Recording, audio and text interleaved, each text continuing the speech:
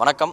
தமிழக வெற்றி கழகத்தினுடைய தலைவர் விஜய் இன்று சேலம் மாவட்டத்தில் இருக்கக்கூடிய நிர்வாகிகளை சந்திக்கின்றார். இதற்காக சேலம் மாவட்டம் சீல்நாயக்கன்பட்டியில் 10 ஏக்கர் பரப்பளவு கொண்ட இடத்தில் இடமானது தேர்வு செய்யப்பட்டு அந்த இடத்தில் அதற்கான பணிகளானது தற்போது நடைபெற்று முடிந்திருக்கின்றது.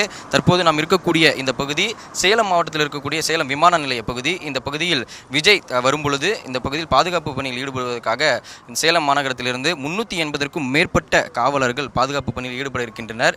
விஜய் செல்லக்கூடிய வழி எங்கும் ஒவ்வொரு குறிப்பிட்ட தொலைவிற்கும் ஒவ்வொரு இடைவெளிக்கும் ஒரு காவலர் என நிறுத்தி வைக்கப்பட்டு அந்த பகுதியில் எந்த ஒரு இடையூறுகளும் ஏற்படாத இருப்பதற்காகவும் அதே போன்று விஜய் வரும் வழியில் பொதுமக்கள் யாரும் காரின் குறுக்கே மறைக்காமல் இருப்பதற்காகவும் காவலர்கள் பாதுகாப்பு பணியில் ஈடுபட இருக்கின்றனர். வழக்கமாக இது போன்ற காவலர்கள் ஒரு குறிப்பிட்ட தொலைவிற்கு நிறுத்தி வைக்கும் பொழுது முதலமைச்சர்களோ அல்லது முக்கிய அரசியல் தலைவர்களோ அல்லது முக்கிய பொறுப்பில் வகிக்கக்கூடியவர்களுக்கு மட்டுமே இது போன்ற காவலர்கள் ஒவ்வொரு குறிப்பிட்ட இடைவெளிக்கும் பாதுகாப்பு பணிக்காக ஈடுபடுவர். ஆனால் விஜய்க்கு தற்பொழுது இதே போன்ற முக்கிய பிரமுகர்களுக்கு போன்றே விஜய்க்கும் அதே பாதுகாப்பு வழங்குவதற்காக சேலம் மாநகர காவல் சார்பாக ஏற்பாடு செய்யப்பட்டிருக்கின்றது.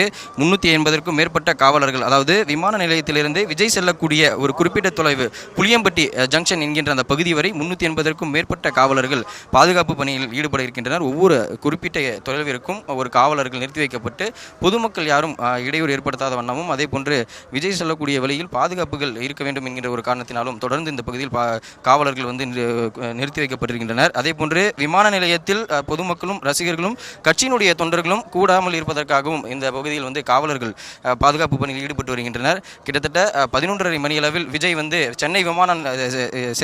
சென்னையிலிருந்து சேலம் விமான நிலையம் வந்தடைவார் என்று தனி விமானம் மூலமாக வந்தடைவார் என்று சொல்லப்பட்டிருக்கிறது.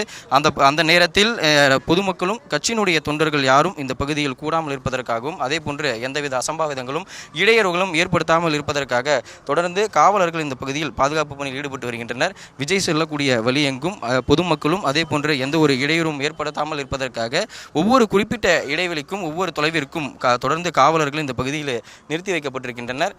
கிட்டத்தட்ட 11:30 மணியளவில் விஜய் சேலம் விமான நிலையம் வந்தடைவார் என்று சொல்லப்பட்டிருக்கக்கூடிய நிலையில் விஜய்க்கு எந்த மாதிரியான பாதுகாப்பு வழங்கப்படும் என்றும் விஜய் இன்று என்ன பேசுவார் என்றும் இந்த மிகவும் எதிர்பார்க்கப்படுகின்றது.